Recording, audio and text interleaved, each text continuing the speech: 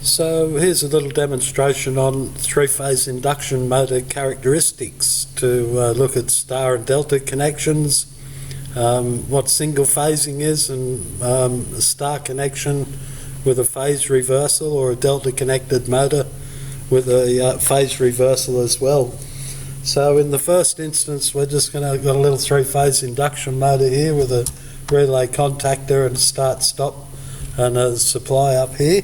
So we're going to connect up some circuits. Before you do, always make sure you've got good continuity with your leads and so on. So just check that you've got all your equipment is working okay. So I've got continuity with these leads and the power leads I'm going to use for power, and check some of the equipment. There's some more leads over here I'm going to use.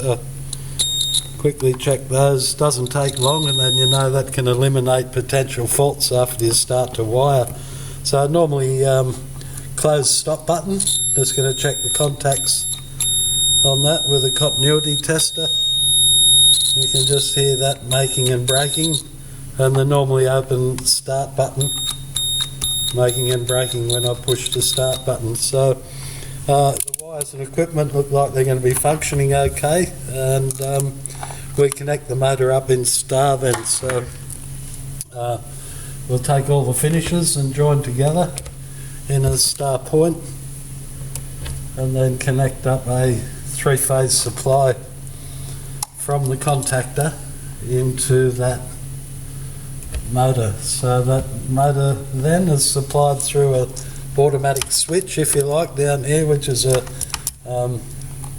relay or a contactor, and will come out of our supply with red, white and blue to feed a supply to that contactor. So basically, if I turn power on, and you can see that by pushing that in there, the armature of that contactor puts the power there onto the three phases on this extra low voltage motor. So we want to make that automatic operation, so we're going to introduce the control circuit coming out of a single phase, single pole breaker into the control circuit. We come through a normally closed push button, and then we need to come out of that, so it's in and out in series, so in one side, out the other of the normally closed, and into a normally open push button, and then in one side, out of the other of the normally open push button, and that puts power onto A1, the terminal contact for the coil in the contactor. And down this side here at down the bottom right, can't quite see it there, is down here A2, which is where we make the neutral connection for that coil. So basically, when I turn that on, you can see that I can start and stop the motor by pressing and taking the finger off the start push button. The stop's not doing anything at the moment, it's not automatic control, so we need to latch that. So to latch that contactor in with the push button, we make a parallel connection from either side of your start button, and basically parallel it up across a spare normally open contact on the relay or contactor that you're trying to latch or hold in once you take your finger off the button. So there we go. So the motor's running in star, and of course if we want to swap direction of the motor, we can swap any two supply leads, and the motor now goes in a clockwise direction. Okay, so whereas the normal sequencing, red, white and blue, we're seeing the motor going in an anti-clockwise direction, looking end on onto the direction of the rotor. Okay, so really we want to record some data on that so we can make some comparisons with deltas. So we're just going to record the line and starting current for the motor. So I'll grab an ammeter and three-phase supply up into the meter there.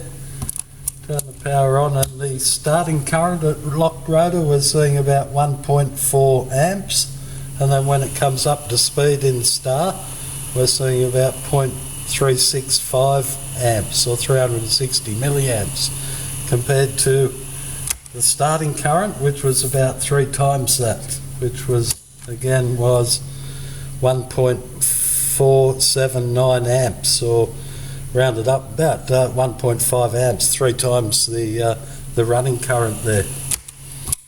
Okay, so we've got the, I'll just record that for line 1, line 2 and line 3.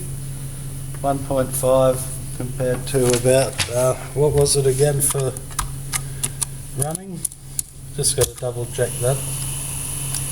So the run current was 0.363 amps, 363 milliamps.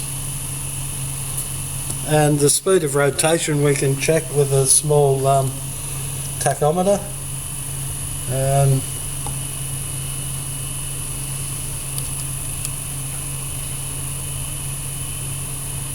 looking at about 14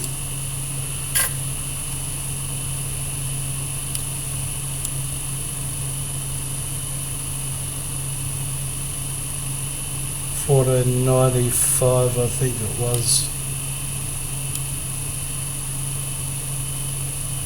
There we are, 1480 is the RPM of the star connection there, at 1480 RPM.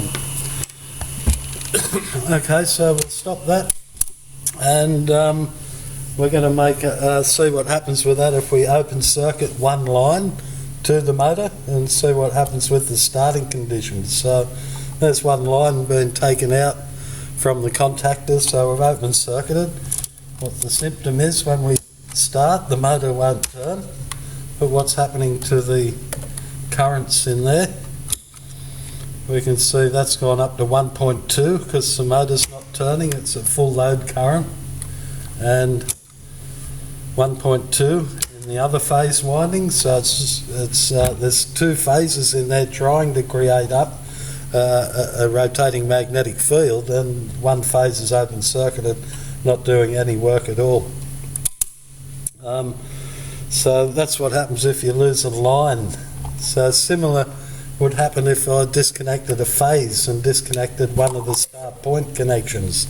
You'll see motor wants to try and start, but it won't turn because we've got the white phase there open circuit, 1.2 on the blue, and we've got 1.2 also on the blue. Okay, so same as open circuit line as the open circuit start point, we draw excess current on the other 2 lines. So that's in star. Then if we want to, what do we do then? We open circuit one phase, open circuit, a one phase winding reversed. So we'll see the effect on that, which is swapping a start and a finish basically around. So we reverse one phase winding, all the supplies in, the motor doesn't go again, we've got everything back in, and the currents we're drawing is 2.6 on the red phase, we're drawing 1.2 on the white phase, and on the blue phase we're drawing 2.7 on that one as well. So we've got some pretty high circulating currents starting to occur within that motor that's sort of working against each other and not causing any rotating magnetic field to occur. So it's sort of fighting against each other in that point.